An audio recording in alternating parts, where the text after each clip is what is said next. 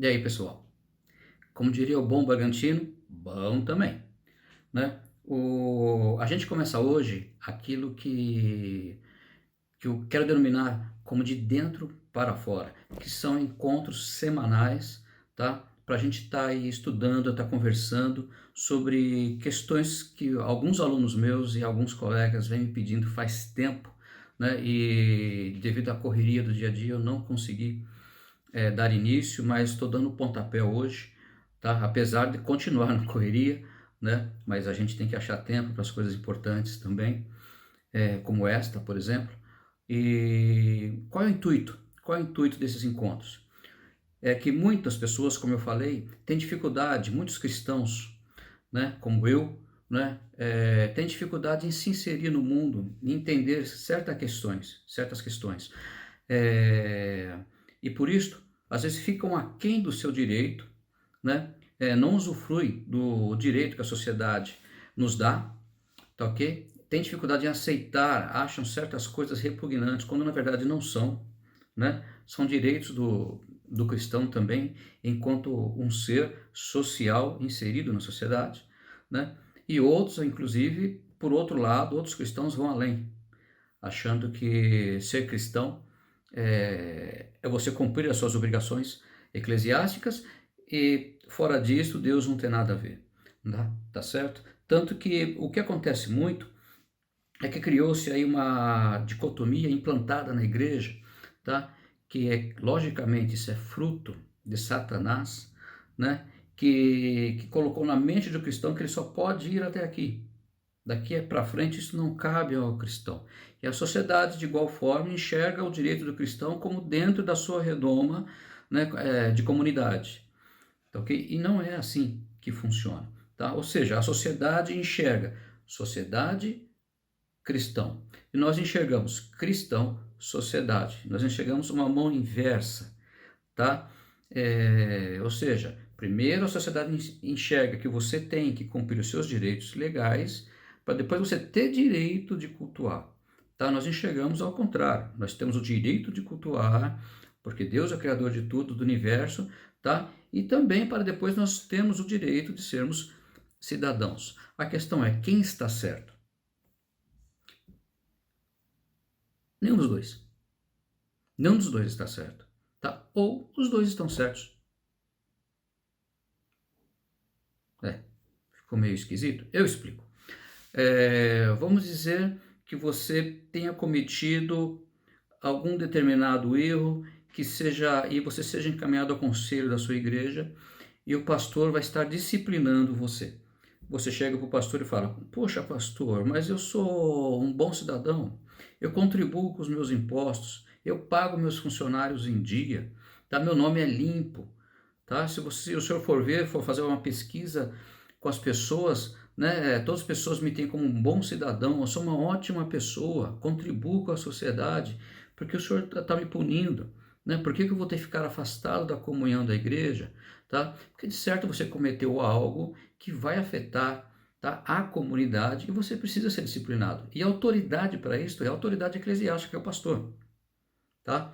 Isso não importa se você é um cidadão exemplar para as pessoas, tá? Naquele momento, tá? Daquele erro, do seu desvio, você precisa ser tratado, tá ok? E a autoridade neste ponto é o pastor, tá? É o conselho da igreja, tá? Por outro lado, vamos dizer que você esteja viajando para os Estados Unidos. Então você vai ao consulado, né, para pegar o seu visto.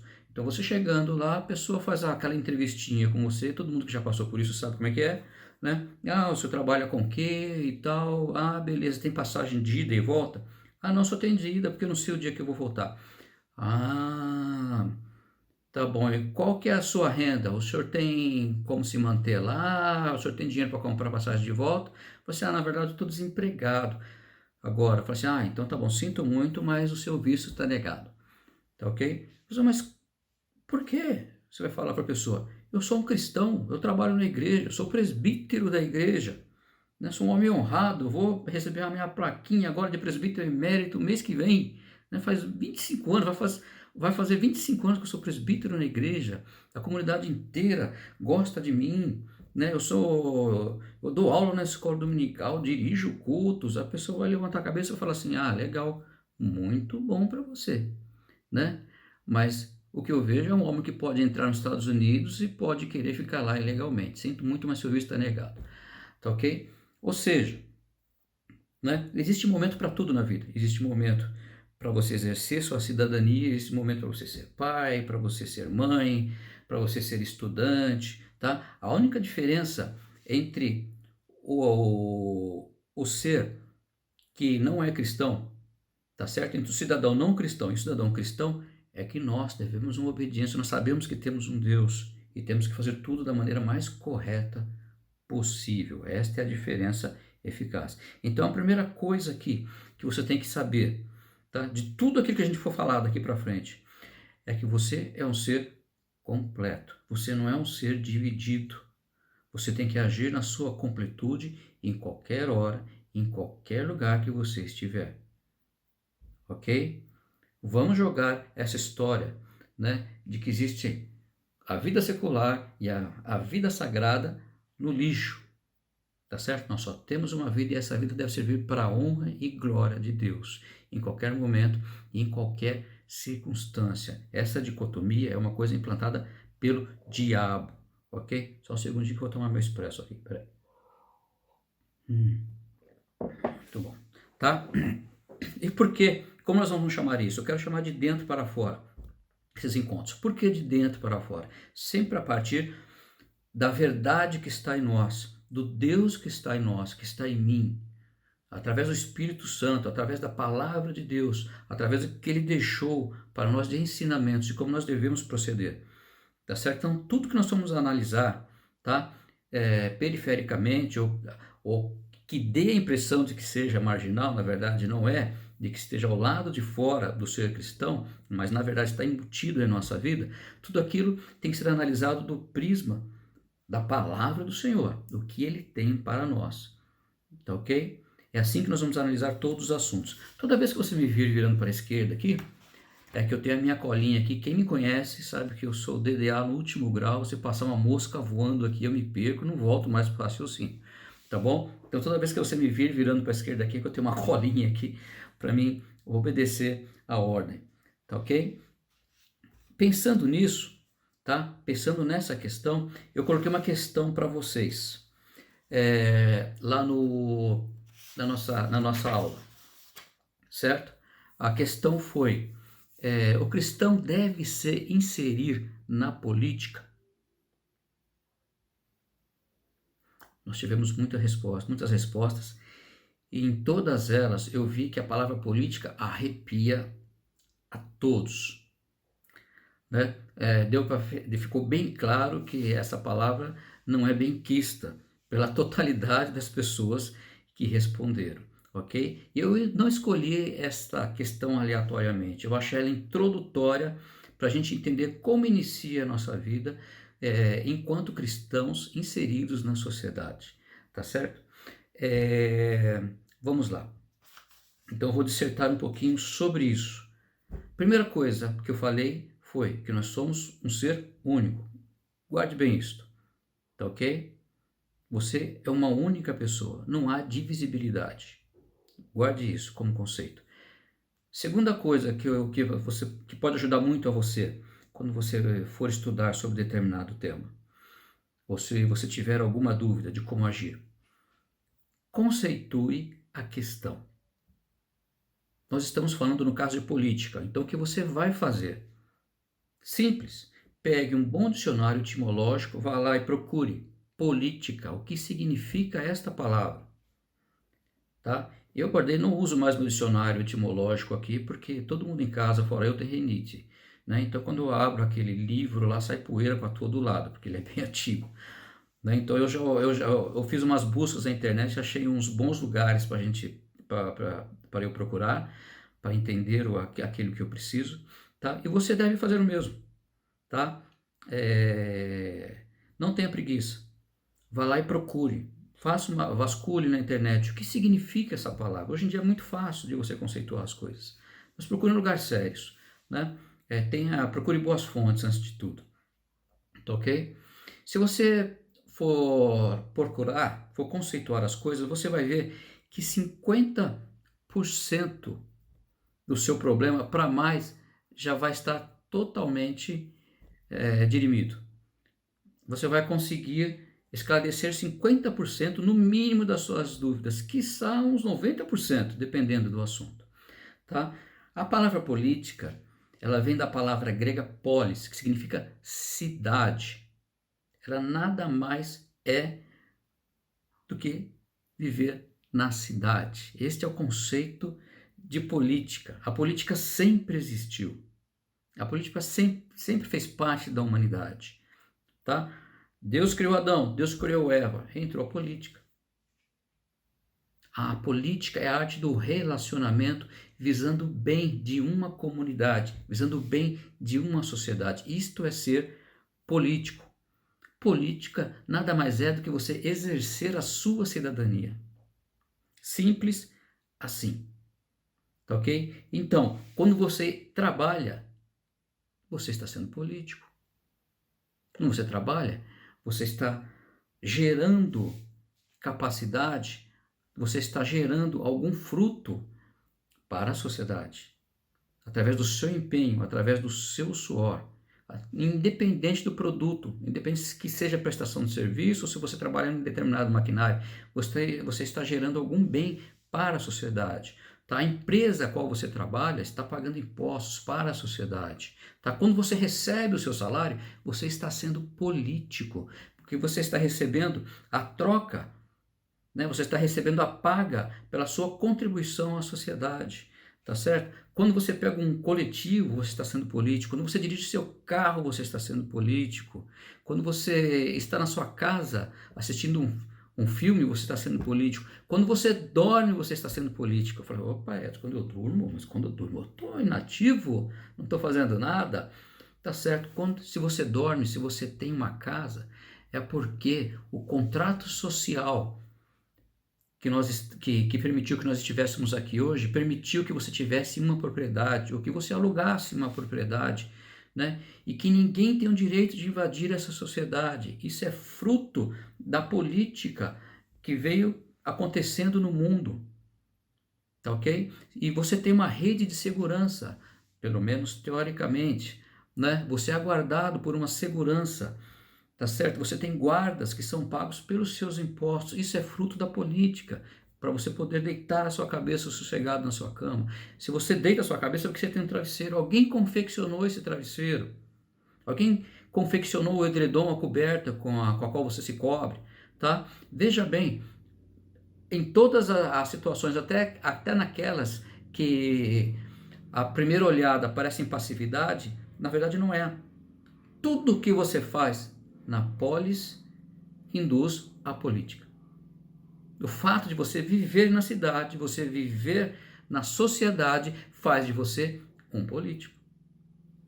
Por mais que você tenha ungerido a palavra, fique sabendo que você é um político. Você não tem escolha. Ok? Política significa viver na sociedade, respeitando o normativo, tá certo? Respeitando as leis, respeitando o regramento do contrato social, visando o bem de todos, tá certo? O banditismo, lógico que não, ok? Então você não tem escolha, salvo se você for um ermitão. Mas não esses ermitões não esse ermitão que vai para uma colina aqui em Minas Gerais, por exemplo, a gente está pertinho da divisa aqui de Extremo, né? Vai lá, fica isolado da sociedade, né? Só, tranquilo ali, robusto, e uma vez por mês ele desce para fazer compra no mercado, para comprar ração para os cachorros, para comprar uma botina que a dele furou, para comprar uma camisa, né? Para comprar outro cobertor que vai entrar a época de frio. Não, esse não é o ermitão. Ele está sendo político do mesmo jeito. Ele está usufruindo da polis. Tá? E está havendo troca, ele está pagando e está recebendo algo. Tá? Quando eu digo ermitão, é aquele que escolhe um local ermo mesmo, né? Para ser um ermitão, um local ermo, totalmente afastado, aquele que derruba a árvore e com a madeira da árvore ele faz a sua cabana, ok? Ele caça, ele pesca, vive dessa caça e dessa pesca, ele se veste de pele de animal e fica 2, 3, 4, 5, fica a vida inteira lá afastado da humanidade. E esse ser é um ser não político, né? Mas, é claro, essa pessoa tem alguma patologia, porque Deus nos fez, né, seres relacionais, como Ele mesmo é. Deus fez o homem para que, não apenas para cultuar e para adorá-lo, mas também para se relacionar com Ele. Isso é o que nós vemos em Gênesis, o que Deus fazia com Adão, todo dia na virada do dia, né? É bem claro em Gênesis isso. Então Deus quer, até hoje, Deus nos chama, Deus nos corrige, né? Porque Deus quer o relacionamento conosco. E nós temos essa centelha divina, independente de nós sermos cristãos ou não.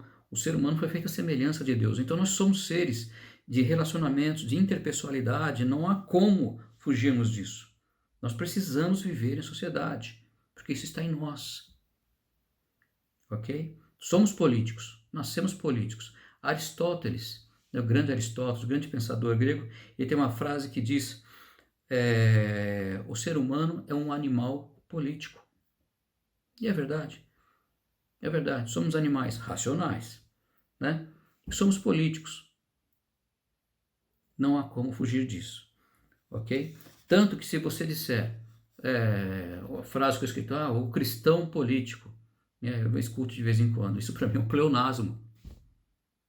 É como você dizer subir para cima, descer para baixo, hemorragia de sangue, né, sair para fora, milho não é comida, não é mesmo. Né? Isso é pleonasmo. Todo ser é um ser político. Todo ser é um ser político. Bem entendido isso, queridos? Tá, vamos avançar um pouquinho então. Né? Agora, como político, você tem direito, é um direito seu, a participar da normatização, do regramento, ou seja, você tem um direito a legislar, a dizer o que você quer da sociedade ou não, tá? Como a gente faz isso hoje em dia? De forma indireta, elegendo nossos representantes. Como isso surgiu? Tá? É interessante. Se nós vamos pegar a primeira, a grande cidade, estado conhecida, a grande democracia ateniense, como isso era feito? Só para a gente entender como a política chegava nesse ponto de normatizar, tá, e de regular. Os cidadãos atenienses, quem era cidadão ateniense? Cidadão ateniense ele era o homem maior de 18 anos, nascido em Atenas, tá certo? E não escravo, ele tinha que ser livre. Esse era o cidadão ateniense. Tá? A gente vê que era uma democracia caminhando ainda, né? A mulher não tinha direito a voto, né? Havia escravos, né? Ou seja, mas a época era algo avançadíssimo. Né? Como eles faziam? Eles se reuniam na Ágora. A Ágora era a praça onde funcionava o mercado também. É a mesma praça onde funcionava o mercado. Né? E de quando em quando eles se reuniam para tratar de assuntos da cidade. Tá? E ali eles colocavam o que eles queriam, o que eles achavam. Né? Alguns discordavam, pontuavam negativamente. Se chegava a um consenso, se votava e aquilo passava a valer para todos os munícipes. Perdão, para toda a cidade-estado, para toda Atenas, ok? Assim que era exercida a democracia e assim que era normatizado, que era regrado e assim as pessoas passavam a viver, modificavam os seus costumes ou mantinham os seus costumes, tá certo? Ou passavam a exercer costumes novos, de acordo com o que era decidido pelos próprios cidadãos, tá? Assim também é conosco hoje em dia, só que é claro, devido ao aumento populacional, isso é totalmente inviável, tá ok? A palavra política, no entanto, ela foi se desgastando, a ponto de nós tornarmos repulso como nós dizemos hoje, tá? A gente tem ela como algo sujo, como algo ruim, tá? Como foi que isso aconteceu? Isso começa na própria Grécia também, tá? Existia uma classe que foi odiada por Sócrates, aliás, né? Aliás, foi um dos motivos dele ter tomado veneno, né? A cicuta. Sim, eu creio que Sócrates existiu, tá bom? Não é eu creio que não seja invenção platônica, eu creio sim que Sócrates existiu, né? Havia uma classe, né, de pensadores que começaram a ensinar outras pessoas a arte da retórica, que é a arte do falar bem, né? E essas pessoas aprendiam a retórica para poder, através disso, manipular as outras pessoas quando da imposição, quando da reunião na ágora. Então, os filósofos começaram a ensinar essas pessoas a como dissertar bem, e através do discurso, manipular as pessoas, enganar as pessoas e fazer com que aquilo que ela quisesse fizesse parte da sociedade, que aquilo que a sua vontade passasse a ser exercida na sociedade, ok? Aí começa a derrocada da verdadeira democracia. Algum paralelo com os políticos de hoje? Pois é, eu sei, é triste, é terrível, tá? O que nós temos que entender é que esse sistema, isto que os sofistas fizeram, já não é mais política.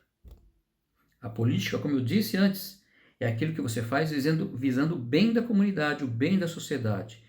Quando você usa, quando você manipula, você não está fazendo política, você está fazendo qualquer outra coisa que não política. Não existe política boa ou ruim. O que existe é política e não política. Você entendeu? Tá?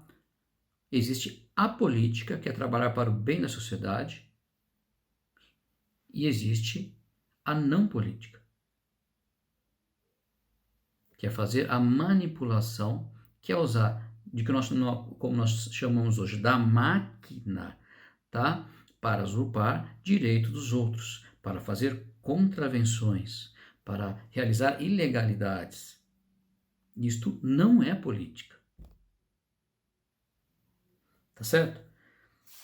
Por exemplo, a gente fala muito, né? Política da boa vizinhança, né? Política do bom trabalhador, política do bom estudante. Tá? De novo, isso é um pleonasmo, não existe isso.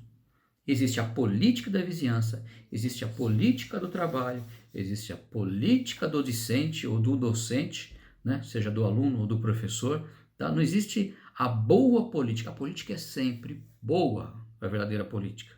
Ela é sempre boa. Tá? Não existe, como eu digo, repetindo, política ruim. Veja bem, se o simples fato de você existir na polis, de você existir na sociedade, faz de você um político, quer você queira ou quer não queira, independe da sua vontade, qual o limite disto? Por que você não pode se filiar a um partido político? Por que você não pode lançar a candidatura a um determinado cargo eletivo? Não há.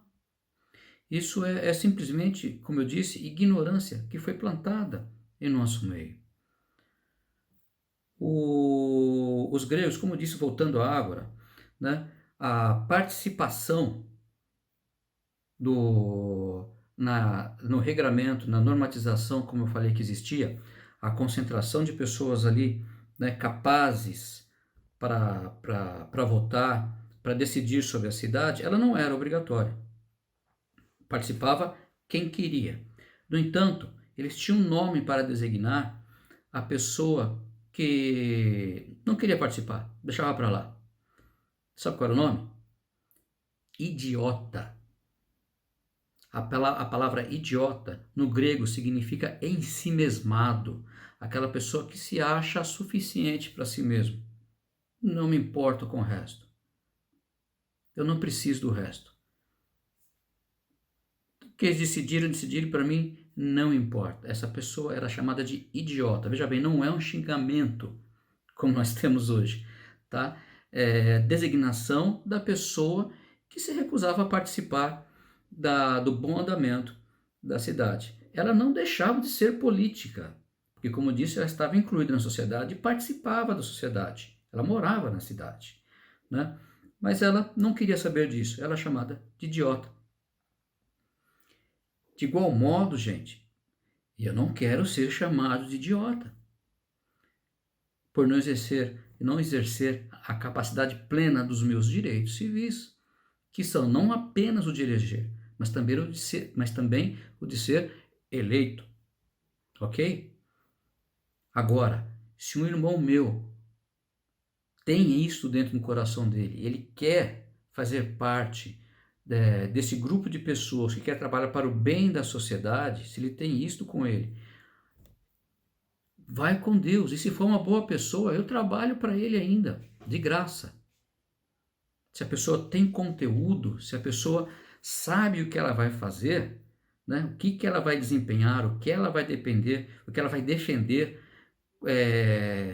sabendo que ela é uma cristã, uma pessoa cristã, sabendo daquilo que vai no coração dela, por que não? Nós precisamos de pessoas boas lá para nos conduzirem. A gente reclama que tem uma parcela na Câmara Federal que é abortista e que até hoje trabalha ferrenhamente pelo aborto. Nós estamos vendo a nossa liberdade passar perigo, nossa liberdade de expressão, inclusive dos nossos representantes cristãos, né? Nós vemos coisas absurdas acontecerem e a gente põe a mão no queixo e fala, olha, como pode isto? Pode, sabe por quê? Porque na hora de eleger, desculpe-me se você é uma pessoa assim, tá? A gente não se importa em saber qual partido que essa pessoa defende, qual a ideologia desse partido, o que essa pessoa fez. Se é que nós lembramos de todas as pessoas nas quais nós votamos.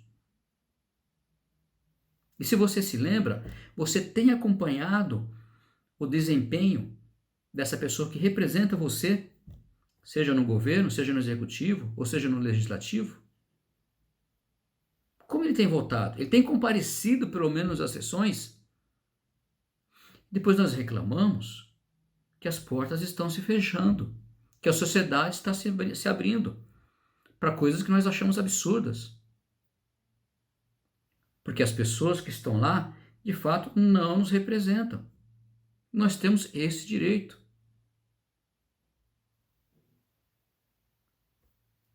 E dever. Se você não exerce isto como deveria, você está falhando. Está falhando. Tá? Agora, a próxima questão, que eu acho que é o que pega para todo mundo, é, ok, Edson, entendi. Eu sou um político.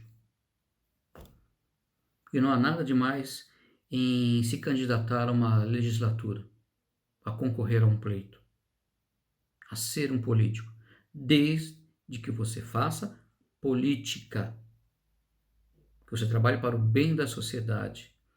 Ainda mais nós que somos cristãos, temos o temor de Deus. O que existe é política e não política. Então, como eu faço?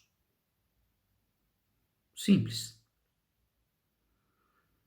Deixando o preconceito de lado, temos que estudar os partidos que existem, as suas ideologias, temos que estudar os candidatos que fazem parte deste partido, temos que ver a vida regressa de cada um, temos que ver como foi o seu andamento, o andamento de cada um até hoje,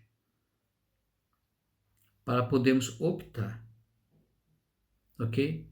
Mas isto não se faz simplesmente às cegas, sem ter algo primeiro, né, bem certo na sua vida, sem entender de algo que é premissa para nós, tá? Que é a questão ideológica. E é sobre isso que eu quero conversar no próximo vídeo, sobre ideologia. Tá ok? Vamos voltar um pouquinho para que nós possamos entender como escolher ou como lançar o meu pleito em algum partido que seja honrado. Para isso, você precisa ter certos conceitos. Esses conceitos vêm da sua ideologia. E nós cristãos, temos uma ideologia? Temos, sim. E é bem claro. Tá ok? É sobre isso que nós vamos conversar no próximo vídeo. Tá ok? Eu queria só, antes de encerrar, pedir, já pensando nessa próxima conversa, que você coloque, pode ser aqui mesmo, né, no WhatsApp, aqui no YouTube mesmo, você coloca embaixo nos comentários, você diga 5 conceitos que você entende como inabaláveis para você, 5 estruturas da sua vida que você não abre mão de jeito algum, aquela base indispensável para você ser quem é, para você ser um cristão, tá ok? Deixa aí os 5 pontos, elenque 5 pontos e coloque aí pra gente, tá? Isso vai ser muito importante, não vou colocar nenhum, não se preocupe, não vou comentar nenhumas claras aqui, tá ok? É só para você depois mesmo fazer um comparativo daquilo que nós vamos falar, tá ok? Até a próxima então, obrigado.